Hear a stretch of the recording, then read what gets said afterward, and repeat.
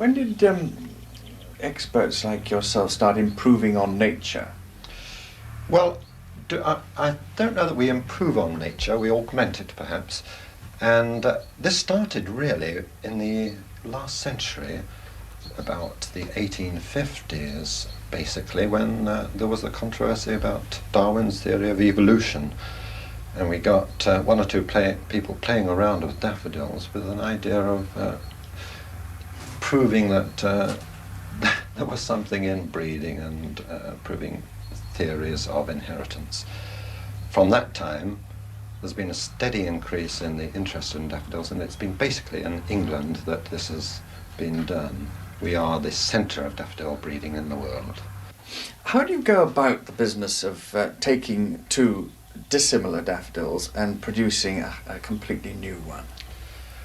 The practical details are very simple. You pinch a brush from the children's paint set, you run to a flower that you selected as one parent with some of the characteristics you want in your new visualized daffodil. What's that one there?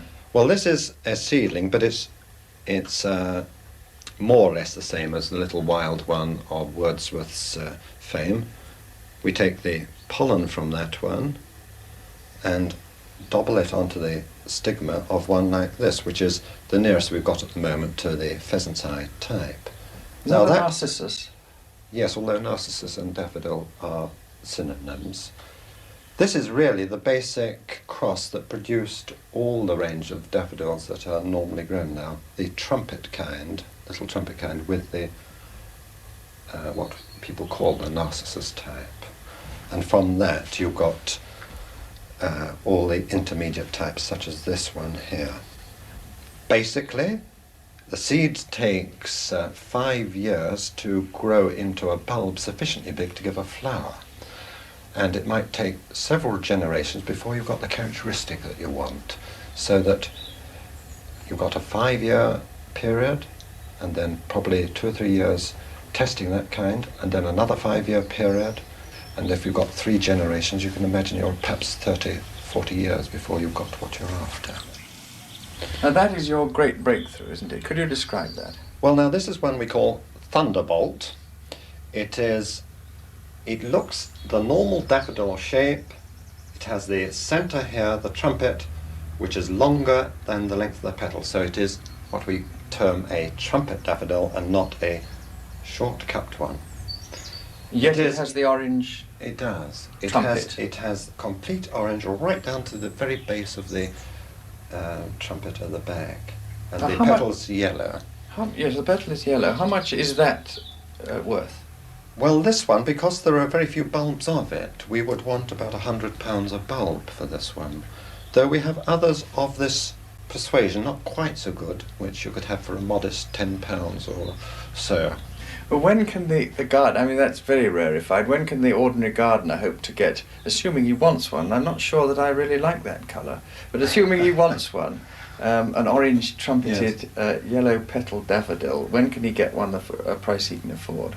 Well now, assuming that he is going to pay perhaps 25p a bulb, which I reckon to be a good price, but most people can afford nowadays, I should think he's got to wait for Thunderbolt. He'll have to wait 15, 20 years, something like that.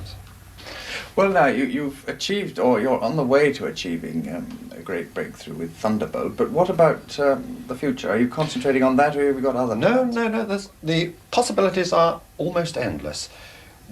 We're also working on the white and pink ones, because some of the later flowering ones, like King Tut and others, have got a lavender cast in the pink, and one hopes that after a few generations you can accentuate this lavender and make it into, well, not purple perhaps, but verging on in that sort of range of the spectrum, maybe towards blue.